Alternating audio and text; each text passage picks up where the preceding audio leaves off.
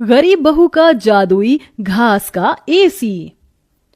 एक छोटे से गांव में सरिता अपनी बहू और अपने गरीब परिवार के साथ रह रही थी।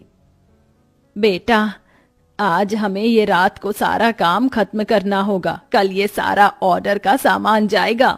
माँ, मैं तो कोशिश कर ही रहा था लेकिन घास ही खत्म हो गई। अब आप ही बताओ ना, मैं क्या करूँ? हमारे पास और कोई चारा नहीं है, हमें जंगल से और घास काट कर लानी होगी। इस समय जंगल में जाने का फायदा नहीं है, कभी भी कुछ भी हो सकता है। जंगली जानवर रात के समय ही बाहर निकलते हैं। अजय बिल्कुल सही कह रहा है बहू। अरे माँ जी, हम 2 लोग अगर जाएंगे तो कोई जानवर पास नहीं आएगा, और फिर इतनी जल्दी कोई जानवर हमला नहीं करता। हमें ये ऑर्डर कल देना है, आप ये भी तो सोचिए। लेकिन बहू। माँ जी, आप चिंता मत कीजिए, कुछ नहीं होगा। बस आप बच्चों के पास ही रहना और उनका ख्याल रखना। अगर ये ऑर्डर नहीं गया तो बच्चों के लिए हम गर्मी से बचने के लिए कूलर भी नहीं खरीद पाएंगे। सरिता की बहू भाविका और उसका बेटा, वो तीनों घास से पंखे कूलर बनाने का काम किया करते थे, इसलिए उन्हें घास की जरूरत पड़ती थी। वह आधी रात के समय जंगल में जाते हैं। भाविका, जरा से भी हलचल हुई तो मुझे बता देना, कभी भी कुछ भी हो सकता है। ठीक है जी, मैं आपको बता दूंगी। अजय और भाविका दोनों ही जंगल में घास काट रहे होते हैं, तब उन्हें झाड़ियों से आवाज आने लगती है। क्या तुमने भी वहाँ से कोई आवाज सुनी है? हाँ जी, मैंने भी सुनी है। मैंने तुम्हें कहा था ना, इस समय आना ठीक नहीं है। चलो देखते हैं उधर क्या है। भाविका और अजय झाड़ियों के पास जैसे ही जाते हैं, उन झाड़ियों के पीछे से एक आदमखोर भेड़िया निकलता है। भाविका, भागो यहाँ से, यहाँ पर तो बहुत खतरनाक भेड़िया है। अजय और भाविका दोनों अपनी जान बचाकर भागने लगते हैं। अजय, अब हम लोग क्या करें? कहीं भेड़िए ने हमें खा लिया तो? रुकना मत, बस भागती जाओ।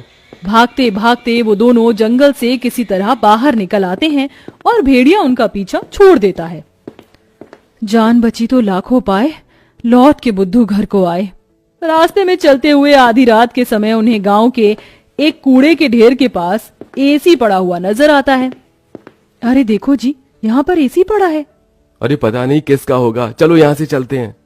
मुझे लगता है किसी ने ऐसे ही डाल दिया होगा। मैं तो कहती हूँ इसे लेकर चलते हैं। भाविका अजय को एसी ले जाने के लिए मना लेती है, जिसके बाद वो दोनों उस एसी को घर ले आते हैं। तुम दोनों तो घास लेने गए थे, ये क्या लेकर आ गए हो? ये हमें रास्ते में पड़ा मिला। जब हम कूलर पंखे बना लेते हैं तो एसी भी बना सकते हैं। इस खराब एसी को छोड़ो और ये बताओ, क्या तुम घास लेकर आई हो? सरिता के ये बोलने के बाद जंगल की दुर्घटना के बारे में दोनों बताते हैं, जिसे सुनकर सरिता हैरान रह जाती है। अच्छा, इसका मतलब बहुत बड़ी मुसीबत से बचकर आए हो तुम दोनों, और साथ में ये कचरा उठाकर ले आए। वह तीनों बहुत ज्यादा परेशान हो जाते हैं। कल का ऑर्डर पूरा करने के बाद उन्हें कुछ पैसे मिल जाते, लेकिन घास न होने की वजह से उनका ऑर्डर पूरा नहीं हो पाता और वह ऑर्डर कैंसिल हो जाता है। अगले दिन उनके टूटे फूटे घर के अंदर धूप की किरणें आने लगती हैं, जिससे बहुत ज्यादा गर्मी हो जाती है। हे भगवान, कितनी गर्मी लग रही है, घर में पंखा भी नहीं चल रहा है। मुझे भी बहुत गर्मी लग रही है। पिताजी, हमें बहुत गर्मी लग रही है। हमारे घर में एक पंखा भी ठीक से नहीं चलता। बेटा, थोड़ा सा सब्र रखो, कुछ दिनों में मेरे पैसे मुझे मिल जाएंगे तो मैं घर के अंदर एक अच्छा सा पंखा लगवा दूंगा। हमारा वो ऑर्डर तो कैंसिल हो गया, लेकिन सुबह में घास ले आई थी मैं। चलिए गांव वालों के कूलर और पंखे में घास लगा देते हैं, उससे कुछ तो पैसे आएंगे। हाँ, तुमने सही कहा। भाविका और अजय दोनों मिलकर पुराने कूलरों के अंदर घास लगा रहे होते हैं और यहाँ घर में राजू, दिशा गर्मी से परेशान हो रहे होते हैं। काश कि हमारे घर में भी कोई एसी होता। तभी दिशा की नजर उसके पिता के लाए हुए एसी के ऊपर पड़ती है। अरे राजू, जरा इसे देखो, लगता है पिताजी हमारे लिए एसी लेकर आए हैं, पर उन्होंने ये एसी अभी तक क्यों नहीं लगाया? क्योंकि ये एसी खराब है, बस इसीलिए। कल रात तुम्हारे माता पिता को ये कूड़े करकट में मिला था। ये सुनने के बाद राजू इस बात से तो खुश होता है कि उसके पिताजी पुराना ही सही, कम से कम एक एसी तो घर पर लेकर आए। कुछ देर बाद वह अपने दोस्तों के पास खेलने चला जाता है। ढोलू, कहाँ हो तुम? चलो खेलते हैं।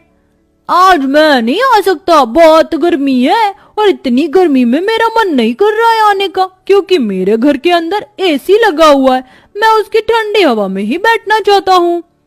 क्या कहा? तुम्हारे घर के अंदर भी एसी है? हाँ, और हमारा एसी बहुत अच्छा चलता है, बहुत ठंडा कर देता है घर को।